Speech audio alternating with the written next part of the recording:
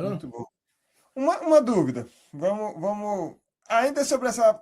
Sem perder o foco da conversa aí que a gente estava da alegria, de onde surgiu o slogan da igreja mais feliz de Birmingham? Porque é claro, assim, eu tive a oportunidade de conhecer a LBC antes da transição, quando eu ainda estava com o pastor Israel, e conheci a LBC depois que você esteve lá. E é perceptível que você já conseguiu levar. Não estou falando contra como era ou como está agora, mas é perceptível que a igreja hoje tem muito do seu DNA, da sua energia, né, da sua juventude. E aí surgiu esse slogan, né, da igreja mais feliz de Birmingham. Como é que surgiu? Teve alguma curiosidade, alguma coisa assim, esse bordão?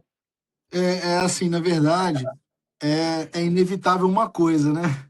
É inevitável que toda igreja é a cara, ela acaba se tornando a cara do seu pastor local, né? A Uhum. igreja, de uma certa forma, ela é a cara do pastor, queira ou Sim, não. sim. Porque a gente sabe, né, da responsabilidade, né, de pastorear a igreja e tudo mais, então ela acaba se tornando a cara do pastor. Mas acabou saindo, na verdade, de uma forma involuntária, assim, né? Não foi algo definido. A gente sempre termina o culto, né? Bem para cima, né? Bem alegre, bem feliz. A gente sempre tenta trazer um louvor ali bem, bem de celebração, porque eu acho que você acabou de sair, né? Você acabou de sair de um, de um marco na sua vida. Não é? Eu falo com o pessoal aqui. Você não veio para mais um culto. Você veio para um culto que Deus está te dando uma oportunidade para exaltar o nome dele e é uma palavra que pode mudar a sua vida. Eu creio nisso de verdade, cara. Sim. Eu prego sobre isso e eu creio que uma palavra direcionada do céu numa pregação, ela pode mudar a nossa vida mesmo. Eu creio nisso mesmo com todas as minhas forças. Assim como Jesus disse para aquele centurião, né? Olha, pode ir para sua casa, porque eu nunca vi tamanha fé em Israel como a sua. E a Bíblia diz que à medida em que o homem foi, o servo dele estava curado. Então eu estava finalizando um desses cultos, né, que a gente estava, isso há 3 anos e pouco atrás. Eu sempre falava algo no final, a LBC é a igreja mais não sei o que de Birmingham, a LBC é a igreja mais não sei o que de Birmingham.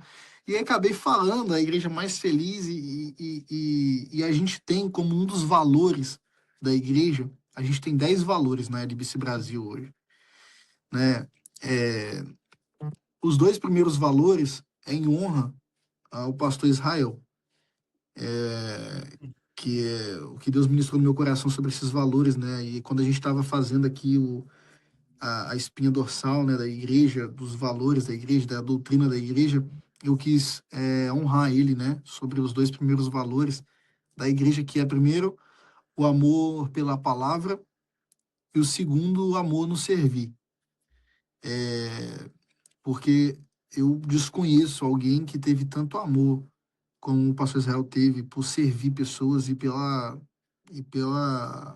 e por saber que a palavra de Deus podia transformar a vida de uma outra pessoa, né?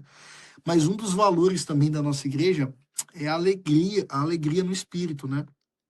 A gente crê mesmo que Deus nos chamou para essa posição e a gente crê mesmo que essa alegria ela é gerada pelo espírito, a gente acessa ela e a gente toma posse disso, a gente se agarra a isso, né? Porque olha que interessante, Dan, que eu vou falar para você. É, a gente a gente fala muito sobre fé, né? E o que é a fé? A fé é a certeza. A fé não é a dúvida. A fé é a certeza das coisas que se esperam. Então, é, se eu disser para uma mulher que não pode gerar, uma pessoa estéril, que não pode gerar e dar à luz a um filho, e dizer para ela assim: daqui a 9 meses você vai estar com seu bebê no colo. E se a Bíblia diz que a fé é a certeza e não a dúvida, é porque aquilo vai acontecer, beleza? É o que a gente crê, né? Pela fé. E se aquilo vai acontecer, eu não preciso esperar 9 meses para celebrar, para me alegrar por algo que já aconteceu hoje. É fé. Faz sentido? Eu não preciso esperar a sétima sexta-feira da campanha para me alegrar em algo, para dizer Deus já fez o milagre. Eu posso me alegrar na primeira sexta-feira, para quem gosta de campanha, né? Eu posso me alegrar na primeira sexta-feira, porque Deus, a linguagem de Deus é fé, né?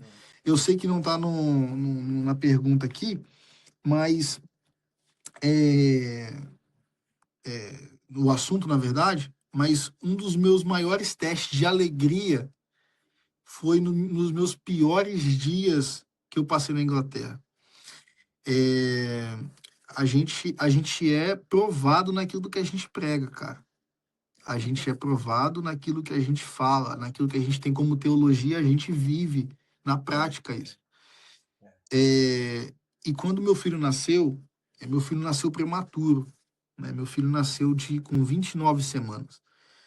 Meu filho ficou incubado aí na incubadora, internado, um pouco mais de 55 dias, 56 dias por aí. Eu sempre aumento para poder validar o testemunho, né? Eu sempre dou uma aumentada. Brincadeira, esse dia eu fui falar 60 dias, minha mulher corrigiu a 50 e pouco. Minha mulher sabe mais. Mas quando meu menino nasceu, quando meu José nasceu, foi o momento que eu mais me senti incapaz, assim, de fazer qualquer coisa na face dessa terra. Incapaz, cara. Minha esposa teve pré-eclâmpsia, ela ficou internada, ela teve que ficar sob observação médica, teve que fazer um parto, assim, de última hora, né? Pressão muito alta. E quando o José nasceu, ele, na verdade, o José já era um milagre, né? Ele é um milagre. Antes do José nascer, os médicos disseram que possivelmente ele teria síndrome de Down, né? Ou microcefalia, uma das duas coisas. Detectaram é, no cérebro dele, né, na parte direita do cérebro dele, um pouco a mais de líquido do que deveria ter. Então a gente começou a orar, começou a, a pedir ao Senhor, né, uma intervenção. E quando a minha esposa entrou no hospital, a gente não sabia, cara. A gente não sabia é, se o líquido estava ainda, se o menino tinha síndrome de Down ou não. A gente fez um parto de emergência sem saber se meu filho tinha síndrome de Down ou não, se ele tinha microcefalia ou não, né? Eu não sabia se meu filho tinha todos os dedos da mão, do pé, eu não sabia, porque foi internado de última hora. Mas nesse processo da internação da minha esposa e minha esposa ficar lá, eu me lembro que eu estava saindo do hospital, eu ia para lá de manhã e saía de lá todo dia à noite. Eu passava o dia lá com ela. E eu me lembro que na hora que eu estava saindo do hospital, eu recebi uma mensagem de um amigo do Brasil, inclusive trabalhou comigo no depósito da empresa lá que eu falei, que eu pregava para os micro-ondas. E eu me lembro que eu recebi uma mensagem dele dizendo assim, mano, ora pelo meu sobrinho, ele tá internado, ele tá com bronquiolite. E, e para mim, cara, foi muito difícil, porque assim, eu disse, cara, como é que eu vou orar por alguém e meu filho na incubadora? Eu Ter tinha fé para acabado de orar, sair. né? Oi? Incrédulo. Você ter fé para orar para uma outra pessoa Exato, exato. sem ter E certeza. eu, e eu, e eu peguei, cara, e eu falei, eu botei a mão na cabeça assim, eu tava indo pro estacionamento do hospital, e eu botei a mão na cabeça e falei, cara, como é que eu vou mandar um áudio aqui orando? Como que eu vou falar que eu tô orando, cara? Por uma pessoa e meu filho tá ali dentro precisando de oração. Eu que tô precisando de oração agora. Agora eu não tô aqui para dar oração para ninguém. Eu que tô precisando de oração, pô.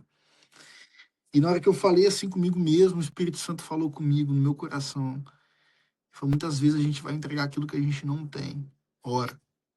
E eu mandei um áudio orando, pedi para a igreja orar, mandei a foto dele aqui no grupo. É, e aí eu lembro que eu estava chegando no carro e o Espírito Santo falou comigo assim: agora é um bom momento para você se alegrar. E eu não sei você, não sei vocês, né? Mas assim, só existe uma forma de expressar alegria. Vamos Adorar. concordar com isso. Uhum. Assim, eu digo assim, né, no modo de ver, né? Se eu olhar para você e para o Jorge, só tem uma forma de saber se você tá alegre ou não. É você rindo. É. É Uhum. você se alegrando mesmo. Porque eu falo para você, eu falo isso na igreja. Ninguém que acaba de receber uma notícia assim, você acabou de ganhar 1 milhão de libras. Ninguém vai ficar assim, ó. Uma mãe. Você é fleumático, é? O Jorge é É. exceção. Não, o Jorge, tio Jorge. O Dan me conhece bem. Estou tirando o Jorge, a maioria das Tirando pessoas. os normais. Mas 1 milhão Então, eu acho que ele vai rir sim. então eu comecei, cara, a partir daquele dia ali, a me posicionar em alegria mesmo, né? E as pessoas me perguntavam, tá tudo bem, tá tudo bem. E uma das responsáveis por isso, eu não posso mentir, foi minha esposa, cara. Porque, como eu disse, a gente é testado pelas próprias palavras que a gente prega, né?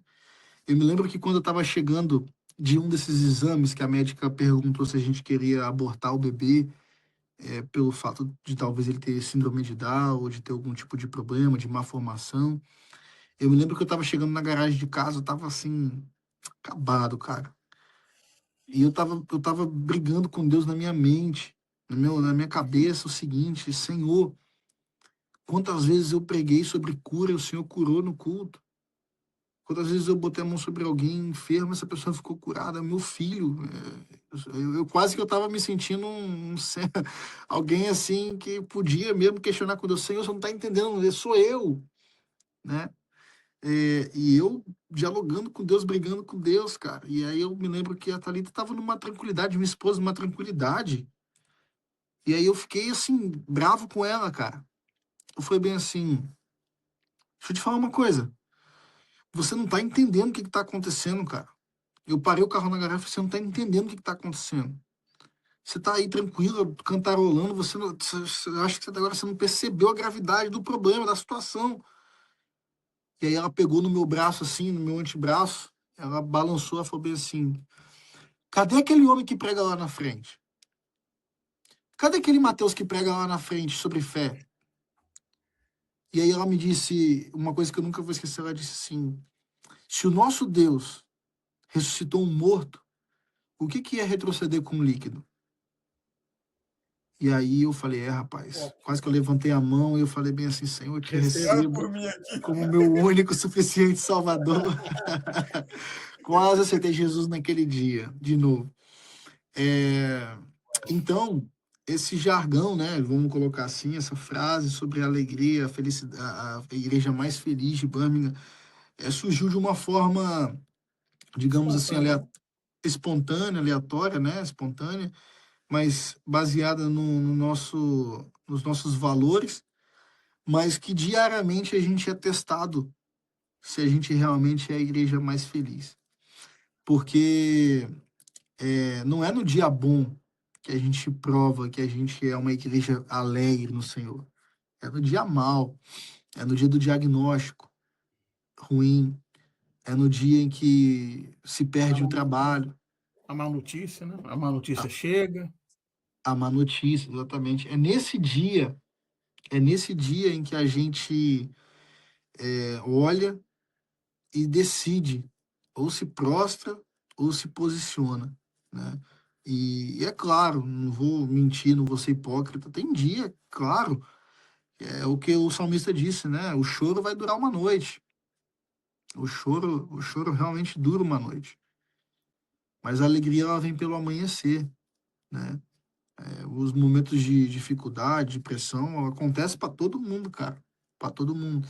Mas aí tem que decidir. Você toma uma posição em Deus e decide, ou você prossegue com isso, ou você prossegue para murmuração, para o questionamento, ou você prossegue com a alegria do Senhor, e mesmo sem entender, você confia, você se alegra, porque eu tenho para mim que a maior raiva do diabo é ele fazer de tudo, cara, é ele fazer de tudo para poder acabar mesmo assim com tudo. E você ainda, no olho do furacão, no olho dos problemas, nos dias de dificuldade, continuar dizendo: Senhor, o meu refúgio, a minha fortaleza, socorro bem Jó, presente na né? hora da angústia, né? Fazer como É, Jó, né? exatamente, exatamente. Continuar sabendo que Deus é o Senhor da sua vida, né? É, eu creio nisso firmemente, firmemente. Isso é muito bacana, porque eu estava lembrando aqui agora você falando sobre isso, e assim, uma das características que é muito falada na nossa igreja, né, particularmente falando assim, na igreja que nós frequentamos, que é a videira aqui em Suíndo, e a videira em si, a gente prega muito sobre você declarar a palavra, né? Você falar da palavra, você declarar palavras de bênçãos para a sua vida, né? E o apóstolo Paulo ele fala isso em Filipenses, né? Acho que, se não me engano, Filipenses 4:4, né? Alegrai-vos no Senhor. Novamente direi, alegrai-vos, né? Então, assim, ele não estava ele não tava na beira da praia curtindo, né? Ele era perseguição, era pauleira, né? Mas a mensagem dele era alegria. E quando você fala isso, né? Quando você fala, olha, eu sou da igreja mais feliz de Belém, quando você acaba você declarando, né? Você trazendo essa alegria, trazendo, chamando a existência, né? Dessa energia positiva para sair dali e enfrentar a semana, enfrentar o dia a dia, né? Então, eu acho isso realmente muito interessante para as pessoas. Exatamente. E o mais importante de tudo é a consciência dessa voz que você carrega, né? Porque é, Salomão disse o seguinte, ele falou, Salomão, Tiago, não me lembro, vocês vão me ajudar, que vocês são melhor de Bíblia do que eu. É, quem sou eu? Acredito Fica que, para ir para a acredito que, geladeira, não, meu amigo.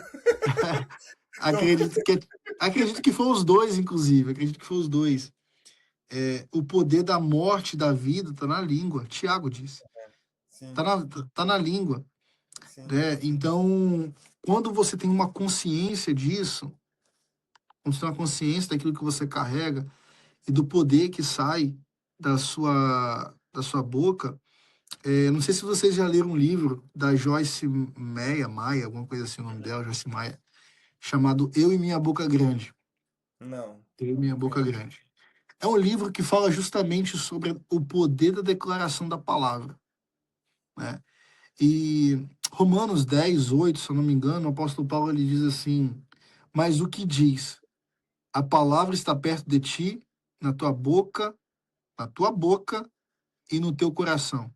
Uhum. Isto é a palavra da fé que pregamos. Então vamos lá. A palavra, primeiramente, tem que estar no coração, mas ela sai pela boca. Então, eu entendo e eu vejo e comprovo isso na palavra. O meu futuro não está na minha frente. O meu futuro está dentro de mim e ele sai pela minha boca. Então, é, isso é prática, é muito simples, é só você fazer o teste, é só você dizer para os seus filhos todo dia que ele é uma praga, que ele é uma peste, que, ou que ele não vai dar certo na vida, né? E você vai gerar isso no coração deles. Ou você declarar que realmente ele é uma flecha, conforme a palavra de Deus diz. É, e quando a gente pega esse poder, né, que sai pela boca, o primeiro princípio que a gente vê na palavra é justamente do próprio Deus, em Gênesis capítulo 1. É claro que aqui a gente não está numa questão, uma discussão teológica, não é isso que eu estou falando, mas eu só estou fazendo uma aplicação do meu pensamento, que é, em Gênesis diz, né, e disse Deus, haja luz e houve luz, Uhum. né? Então, quando a gente pega esse princípio, a gente vê que tudo que foi acontecendo foi porque Deus disse. Deus talvez poderia ter pensado, Deus poderia talvez ter estalado os dedos, mas ele disse e foi trazendo à existência tudo aquilo que Deus vai dizendo. Então, é óbvio, se você acorda numa segunda-feira e diz, minha segunda-feira é uma segunda-feira horrível, é um lugar que, esse lugar é assim, assado, esse lugar escurece cedo, esse lugar é muito frio, esse lugar é horrível, esse lugar eu não gosto desse lugar. Realmente você vai gerando isso para sua vida, né? Mas, e isso se aplica na nossa vida espiritual, né? Isso se aplica Uhum. no nosso dia a dia, de declarar a palavra, né? Eu não estou falando de jogar palavras ao vento, eu estou falando de declarar a palavra. E conforme a gente vai falando a palavra, a gente vai vendo acontecer a palavra, né? É, eu não sei vocês, né? Mas eu, pelo menos no Brasil e aqui também, eu vi muitas curas, muitos milagres da parte de Deus acontecendo, justamente pela palavra de Deus sendo liberada, né? Justamente pelas pessoas que não conseguiam ouvir e a palavra sendo liberada e o surdo sendo curado, o cadeirante sendo curado, né? E o sobrenatural de Deus acontecendo mesmo, né? Pelo poder da palavra liberada, pelo poder da palavra de Deus. Então eu creio nisso com todas as minhas forças e faço disso uma a minha regra de vida mesmo, sabe? Eu vivo sobre isso. Eu vivo em cima disso, na verdade. Você já, é assim, esse é bacana que você está falando. Estamos monopolizando aqui, né? Divagando. Mas não é bíblico, mas tem muito dentro desse contexto que nós estamos falando. Você conhece a história do Thomas Edison sobre Thomas, isso? O Thomas Thomas Edison, não. Edison, que Não. inventou a lâmpada, várias coisas. O que aconteceu? Quando ele era criança, ele chegou em casa com uma carta dos professores para a mãe dele. A mãe dele pegou, abriu para ler e os professores falaram: olha, o seu filho ele não tem capacidade de aprender, ele está sendo expulso da sala, assim, ele está sendo excluído da escola porque ele não tem capacidade de aprender e ele não acompanha a turma, ele não está apto para a turma. Aí a mãe começou a chorar, entrou para o quarto, aí escreveu uma outra carta e foi lá e leu para ele, falou: meu filho, eu vou ler para você o que o professor mandou escrever para você. Ele está falando que você está muito avançado e que eles não têm capacidade de te ensinar, porque você está muito à frente deles. E começou a falar isso com ele, ensinar ele em casa. E o cara virou um gênio, né? É mais É ou menos sobre incrível, isso. é incrível. Tem uma, tem uma história verídica também, de George Miller, né? George Miller, vocês conhecem George Miller? Sim. George Miller? Uhum. George Miller teve um orfanato aqui, né? É, esqueci o nome da cidade agora, se souberem. Teve um orfanato aqui e o orfanato dele era baseado justamente no Salmos 68 ou 60, alguma coisa, que diz que Deus era o pai dos órfãos, né? É, e ele fez um tratado com Deus o seguinte: eu nunca vou depender dos recursos de outros homens para que esse orfanato se sustente. Eu vou depender da provisão do Senhor sobre o orfanato. E aí tem a história, né? Eu acho que é a história mais famosa de George Miller, que é justamente do café da manhã, né? Que ele Uhum. conta na sua biografia, nos seus livros, que é justamente onde as crianças não tinham o que comer naquela manhã, mas mesmo assim ele disse: arrume a mesa, senta, porque nós vamos todos nessa manhã tomar café da manhã. E o final da história é incrível, né? Ele pede para as crianças dar a mão, as inúmeras É. crianças que tinham lá, as milhares de crianças, e ele faz uma oração simples. Ele diz: Senhor, obrigado nessa manhã por poder levantar e tomar café da manhã. Obrigado porque o Senhor sempre provê na mesa dos órfãos, né? Das viúvas e tudo mais. E aí a história diz que quando George terminou de fazer a oração, a, a primeira batida na porta foi de um homem que teve um incômodo da parte de Deus, um padeiro, e assou os pães e levou para ele, né? Para que pudesse tomar o café da manhã. E depois uma carroça que estava indo em direção à cidade quebrou cheia de leite em frente ao orfanato. E o homem, para poder não jogar o leite fora, ofereceu para George, né? E, e é a fé sobrenatural do tipo de Deus, é confessar a palavra e crer, que vai acontecer e continuar declarando a palavra. Sabe um pitbull? Um pitbull, quando ele dá uma bocada, né? E dizem que a mandíbula do pitbull é uma das mais fortes que tem. Mais de uma tonelada, não, mais de uma tonelada, né? Parece. Exatamente. É assim que a gente tem que ficar com a palavra. Quando algo cai no nosso espírito, essa revelação cai no nosso interior, a gente pega isso pelo espírito da fé, o apóstolo Paulo diz. E é o espírito mesmo de crer mesmo, de crer e declarar. A palavra está perto de ti, na tua boca e no teu coração. É declarar isso o tempo todo. Não é uma mantra, não é um ritual, é fé, é crer, né, no sobrenatural de Deus e ver. Ah, eu me lembro que, trazendo em cima dessa questão desse assunto, eu me lembro da minha infância. Eu tive uma infância. E vou contar isso, vou falar o porquê que eu estou contando isso. Eu tive uma infância incrível, né? Ali na casa igual eu falei, né? Com os meus pais e tudo mais. Mas chegou um momento, assim, muito difícil também na minha casa, que foi a separação dos meus pais, né? E na separação dos meus pais, a gente passou uma situação financeira muito complicada mesmo. A minha mãe comprava na época um negócio chamado carcaça de galinha. Vendia, Comi vendia muito, comi muito na minha infância. com sopa, com aquilo na sopa é incrível, né? Mas para quem está acostumado só com para quem está acostumado só com McDonald's aqui que vai assistir o podcast, a carcaça de galinha é toda a parte da galinha que às vezes não dá para vender, não dá para. Hoje é vendido, né? Antigamente aquilo era dado, era doado, porque, né?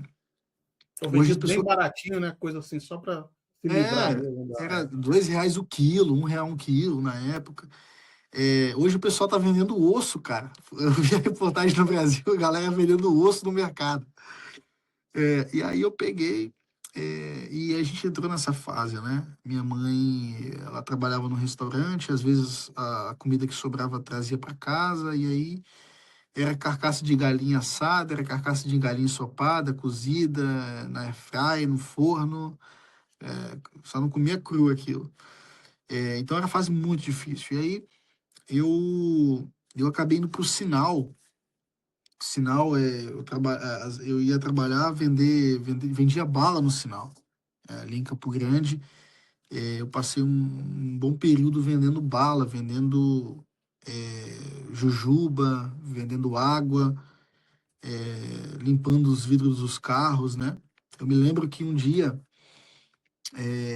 eu vi um primo meu, que eu não tinha muito contato, mas eu vi ele dentro do carro e me deu uma vergonha, cara, aquilo. Porque meu primo estava vindo do Senai, estudando, né? E eu estava ali trabalhando e no sinal ali, vendendo bala. E era aquele cara da igreja, né? Tipo assim, eu pensava, poxa, o cara nem vai para a igreja, tá ali e tudo mais, e eu tô aqui, né? Mas era incrível que eu ia para a igreja, mas chegava lá, tinha uma palavra. E muitas das palavras eram assim, você que está aí, né? Você que está aí, ele fica de pé, e eu ficava de pé. E Deus usava aquela pessoa com uma palavra de sabedoria, de conhecimento, e muitas dessas palavras diziam: eu vou te levar para fora, eu vou usar o seu nome, eu vou fazer você se sentar entre os príncipes, eu vou fazer isso, aquilo. E muitas delas eu não acreditava 1%, porque eu olhava para a minha situação real no momento e eu dizia, cara, isso não. Eu não vou, não é verdade, não vai acontecer. Eu olhava minha situação real e tudo mais. Mas entrei numa fase depois de começar a guardar isso no meu coração e fazer prova de Deus. E eu me lembro, já finalizo aqui essa parte, eu me lembro que eu estava, primeira vez em Londres, e vocês vão entender a conexão que eu estou fazendo. Eu entrei naquelas balsas que tem no centro de Londres, no rio, acho que é o Rio Thames ali, né? Que tem a London Eye, a Big Ben e tudo mais. E eu tava ali, cara, e aconteceu uma loucura. Eu tava olhando na balsa, o mar, encantado com aquilo. É a primeira vez em Londres, né? A gente fica assim, encantado. E eu vendo, cara, eu com os meus olhos abertos, meu, olhando assim, eu vi uma mãozinha pequenininha vindo no vidro da balsa, uma mão, e batendo aquilo. E quando eu olhei aquela mão batendo pequenininha, eu olhei para Londres ali inteira, ali, durante o vídeo, e eu vi aquilo como se fosse um painel, cara, de um, de um, de uma coisa fake caindo pro lado, pro outro, e de repente aquilo, eu fui transportado assim, cara, na minha mente, para a avenida que eu trabalhava e vendo uma criança batendo no vidro do carro, e a criança era eu. E eu comecei a lembrar, cara, disso quando eu tava aqui.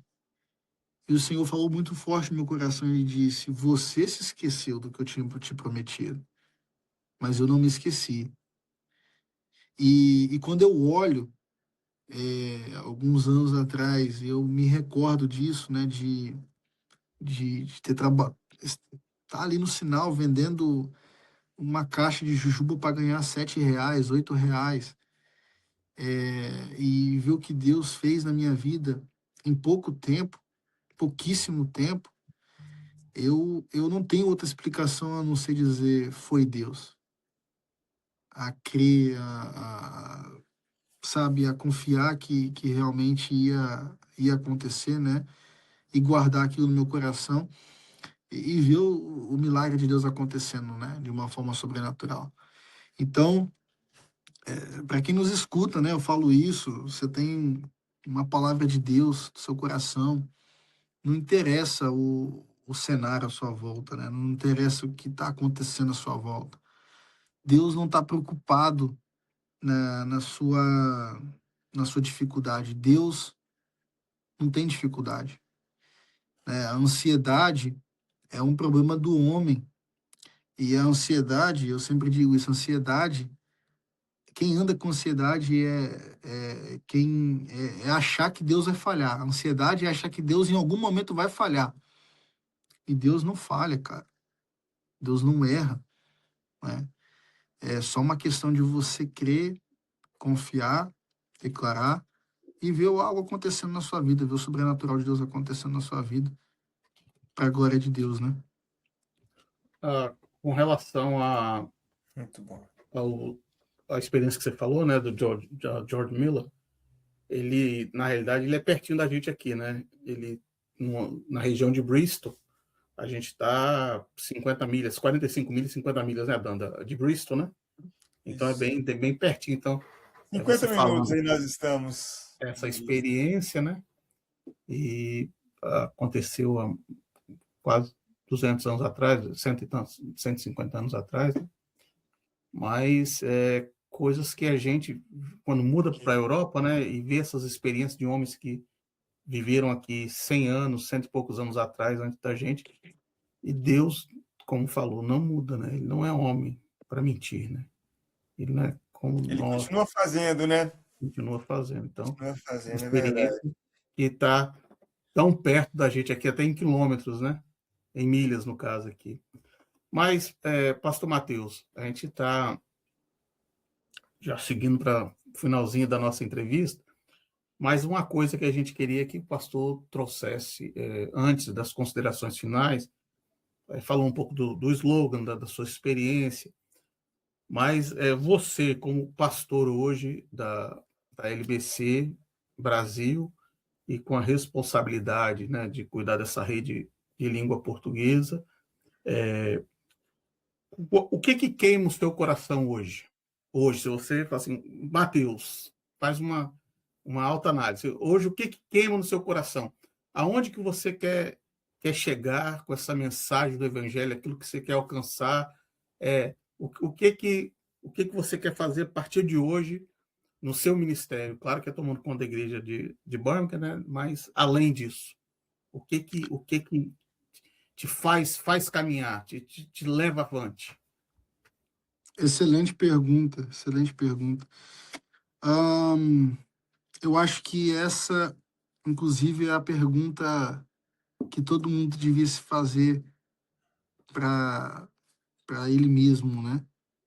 Eu acho que leva qualquer tipo de pessoa a uma reflexão, uma autorreflexão incrível. E eu vou te responder agora sem igreja, sem placa de igreja. Eu vou te responder essa pergunta como filho de Deus agora, nem como pastor, né? Que eu acho que a minha identidade é essa. É o Mateus, filho de Deus, que recebeu Jesus como Senhor da vida dele. E eu vou te falar o que queima no meu coração, cara. É uma coisa muito simples, né? Uma coisa muito verdadeira. E eu falo isso com muita consciência e com muita sabendo que eu posso ser testado pelas minhas palavras, provado pelas minhas palavras. Eu digo isso com uma responsabilidade grande. Mas eu, eu tenho hoje, talvez como objetivo e como missão, né, como propósito, é fazer o nome do Senhor Jesus, né? Fazer o nome do Senhor Jesus chegar a uma cidade, hoje é Birmingham. Mas não só uma cidade, a um continente, o europeu, a Ásia, enfim, o leste europeu, né? Enfim, e aonde Deus puder me dar de estratégia. E eu tô mesmo assim, é, querendo e disponível, e tô querendo.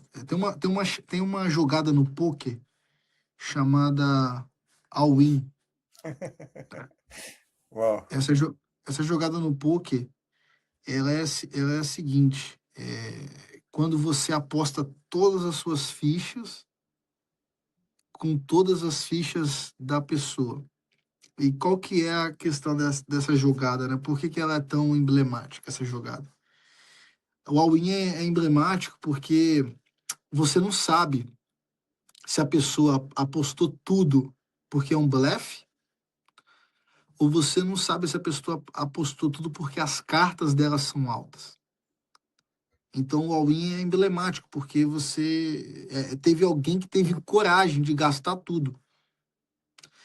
E eu tô nessa jogada do all-in, cara.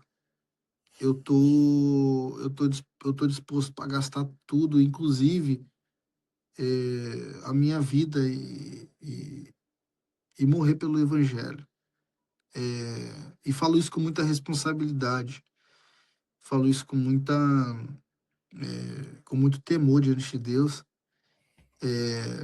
de realmente ter oportunidade, né? Eu gosto muito das cartas paulinas, acho que vocês perceberam que eu citei aqui umas 200 vezes, você tá 200, 201, quando o apóstolo Paulo diz, né, que ele estava orando em uma determinada passagem, eu não me lembro qual que é a carta agora, mas ele diz, eu tô orando para que Deus abra as portas do evangelho, da pregação do evangelho da graça. E esse sou eu, cara. Eu tenho orado para que Deus abra as portas em alguns lugares. Não estou falando de estrutura, não estou falando de igreja, não estou falando de placa agora. Para falar do nome de Jesus. E se isso tiver que custar a minha vida, tiver que custar o Mateus, eu tô all in por Jesus. Eu tô querendo largar tudo, que eu tô querendo queimar por tudo por Jesus. Eu acho que a forma mais simples de eu responder essa pergunta é essa. Eu acho que sem demagogia, sem enfeitar muito, mas é alguém que está apaixonado por Jesus e que quer só gastar o tempo dele para o Senhor, e fazer outras pessoas conhecer ao Senhor através da minha vida, se de alguma forma eu puder ser útil para o Evangelho. E para mim, como o apóstolo Paulo disse, o morrer é lucro e o viver é Cristo. Eu creio nisso. Muito bom. Muito bom.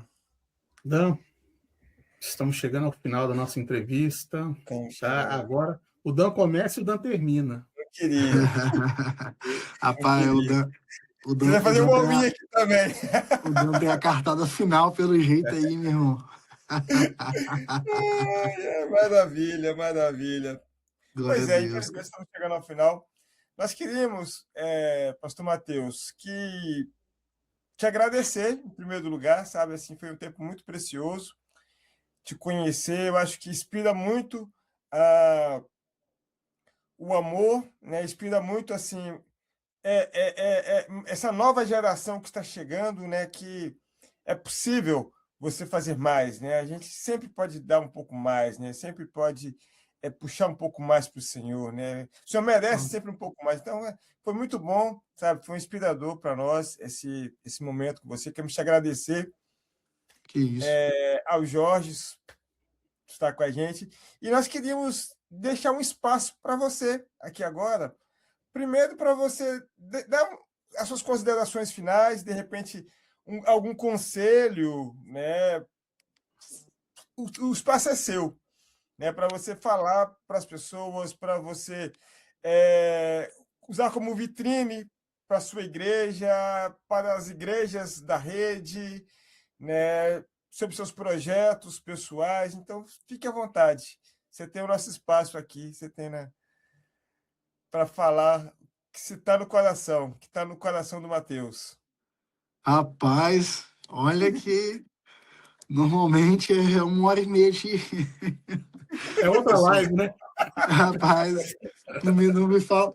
Calma aí, deixa eu pegar um negócio aqui. Ó, calma aí. Tá onde? Tá aqui, ó. Rapidão, ó. É grossa, pô. É 60 segundos. Ó. Se eu abrir, acabou, né? Tem espaço de gravação em memória RAM?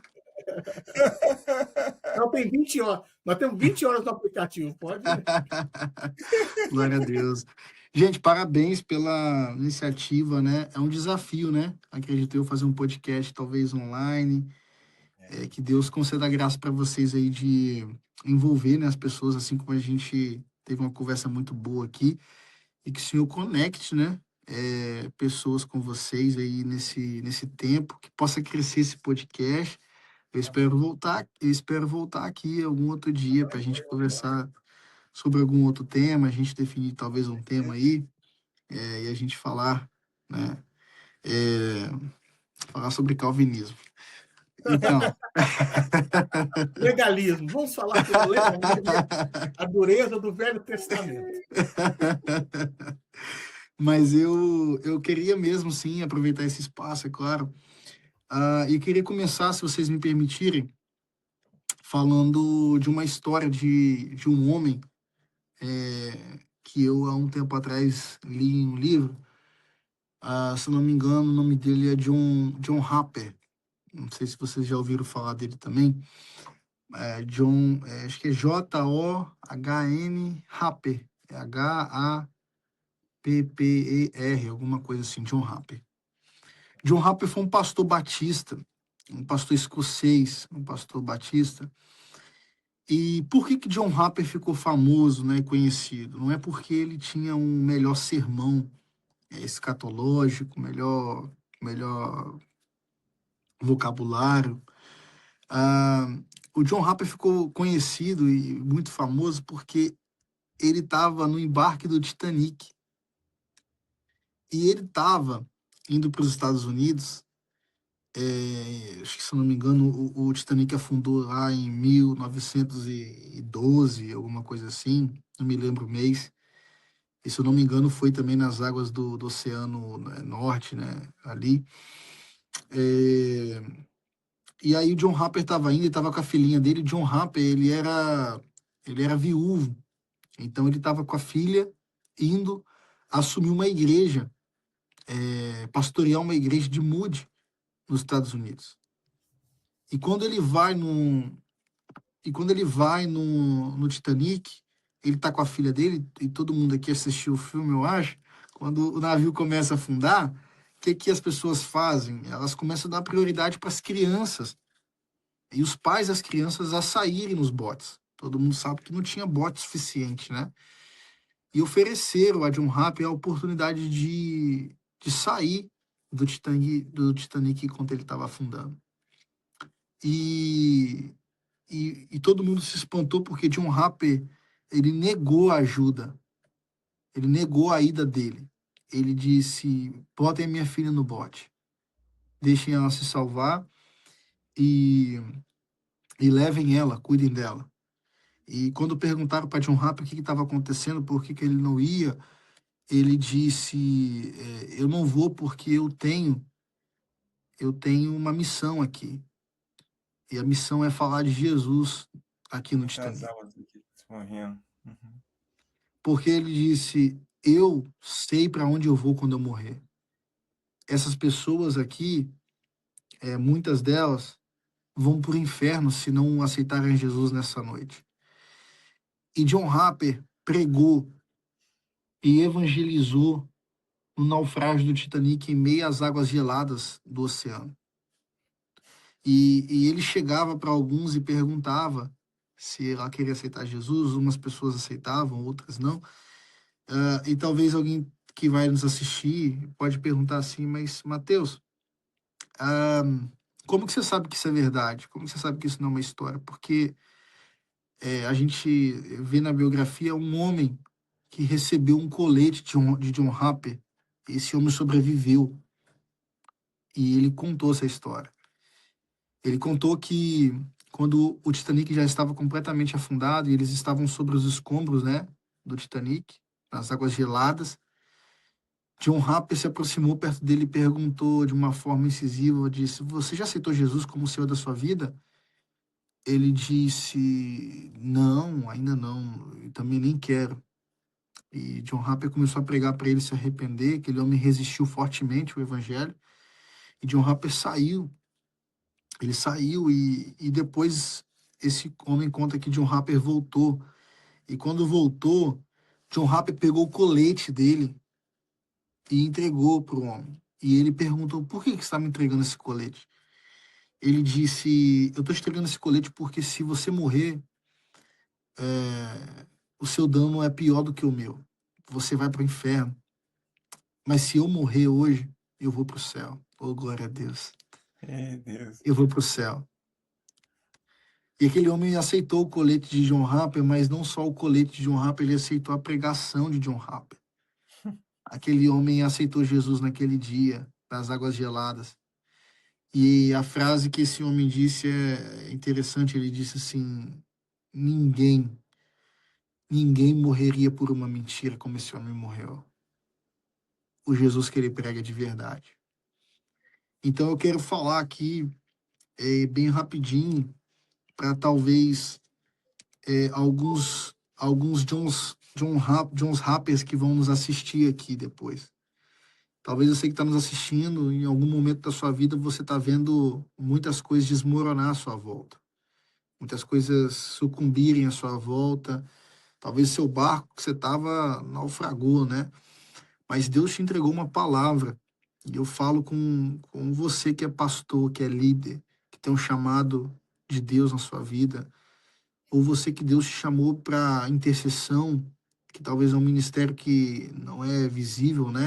É nos bastidores. Ou talvez você que Deus chamou você para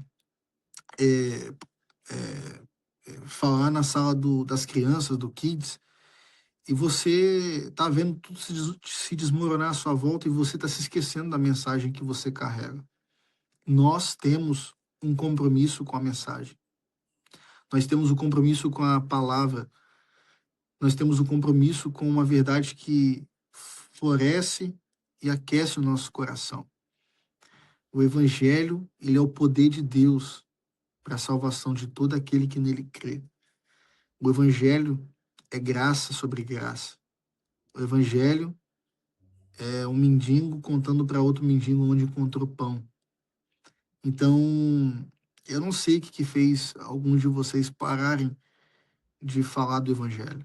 Eu não sei se algo à sua volta te sucumbiu para poder falar do evangelho. Mas se Deus colocou uma missão no seu coração, se Deus colocou um desejo no seu coração, comece em meio aos escombros, em meio aos problemas, a continuar falando de Jesus. Ele é o caminho, ele é a verdade, ele é a vida, ele é o nosso Salvador, ele é o nosso protetor, ele é o único que pode nos levar ao Pai. A verdade é que Jesus esteve morto, mas ao terceiro dia ele ressuscitou, está à destra de Deus Pai, e essa é uma verdade que ninguém pode roubar. O maior escândalo do cristianismo se chama graça. O maior escândalo de toda a humanidade se chama graça. E graça não é apenas favor imerecido. Graça é favor demonstrado. E ela demonstra exatamente ao contrário daquilo que nós merecíamos. Ela nos dá completamente ao contrário daquilo que a gente deveria receber. A gente deveria receber morte, recebemos vida. A gente deveria receber condenação, recebemos perdão. A gente deveria receber ódio e recebemos amor. De graça nós damos e de graça nós falamos. Que Deus abençoe você, seu coração, ao Jorge, ao Dan, obrigado por esse espaço. E a você que me ouve, que você possa guardar o seu coração, essa palavra, e continua, não para, porque Deus é fiel. Obrigado, pessoal. Deus abençoe. E se estiver na região de Birmingham, não deixe de estar presente na LBC, né? Depois vamos até dar um jeito de colocar nos códigos, ver se a gente coloca o endereço da igreja. Qual que Olha, é? Fala pra gente. eu vou falar algo aqui que eu falo para os visitantes na igreja também. Se você estiver em Birmingham e você estiver sem igreja, não vá só na LBC, não vá em outras igrejas aqui. Tem muitas outras igrejas aqui à minha volta.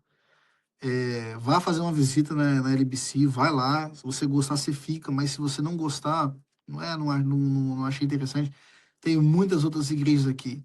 Mas não fique sem congregar, não fique sem ouvir a palavra de Deus. O Boa. reino de Deus está em movimento.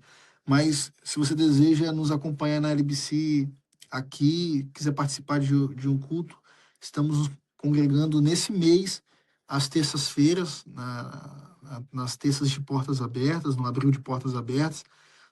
Toda terça-feira desse mês, às 7h30 da noite, estamos juntos, no culto de adoração ao Senhor. No primeiro culto do mês, Santa Ceia. No segundo culto, nós chamamos de culto fé sobrenatural. A gente coloca as mãos sobre as enfermidades, ministra cura, batismo com o Espírito Santo e tudo mais. E depois culto da família. E terceiro e quarto sábado, né, culto de adoração. Todos eles às 19h30. E no primeiro sábado, pela manhã, nós temos consagração na igreja, às 8h. Então, primeiro sábado do mês e terceiro sábado também, nós temos oração via Zoom. A gente se reúne para poder orar e tirar um tempo de consagração. Nos acompanha aí na rede social, @LBC Brasil, ok, ou, em português, o K, né? E nos acompanha lá na rede social e seja abençoado na prática da palavra. Maravilha, maravilha. Muito obrigado mais uma vez a você, Matheus, ao Jorge. Jorge, suas considerações finais. Eu também agradeço a todos que nos viram aqui, né, e peço para deixar um comentário que gostou, né, algo para edificar também os irmãos. Jorge, suas considerações finais. Só queria agradecer, né, o Dan, o pastor Matheus, que tirou um tempo da sua agenda aí super atarefada. Hoje é seu dia off, né?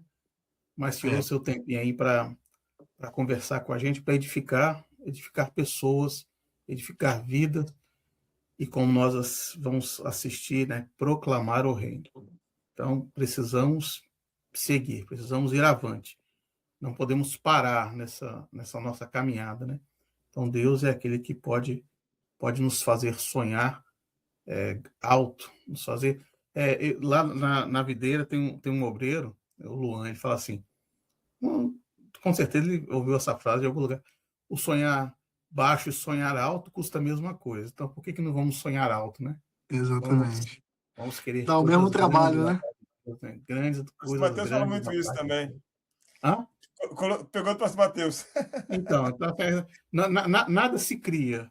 A gente só vai modificando e aplicando coisas diferentes. Então, assim, mas é uma frase muito, muito interessante. Você pode sonhar pouco, mas você pode ser aquele menino que bateu na porta, no vidro, né, de um carro, e logo depois ele estava lá andando numa balsa no Rio Thames, lá em Londres, né? Então, e foram poucos anos que separou aquela criança no sinal a um pregador da palavra de Deus lá em Londres. Então, sonhe.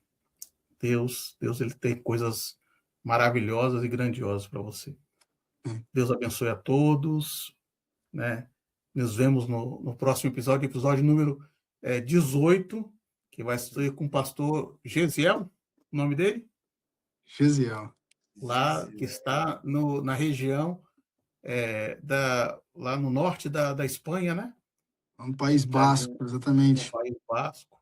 Então, com certeza, o homem de Deus que tem muitas coisas para compartilhar conosco. Então, obrigado aí pela presença. Eu quero ver o Dan no próximo episódio falar espanhol, tá? Vai falar espanhol? Vai hablar também. Pero que sim, pero que não. Como estás, hombre? Espanhol aqui, rapaz. Todo brasileiro bota lá no currículo, né? Inglês intermediário e espanhol avançado. Avançado. É de lei, né, meu amigo? De lei. Deus abençoe a todos. Gente. Deus abençoe. Fico na paz. Se você gostou desse episódio, compartilha, deixe seu comentário, como nós já falamos, né? E nos siga nas redes sociais. Estamos no Instagram, no TikTok, no YouTube. Não deixe de nos seguir. Que Deus abençoe.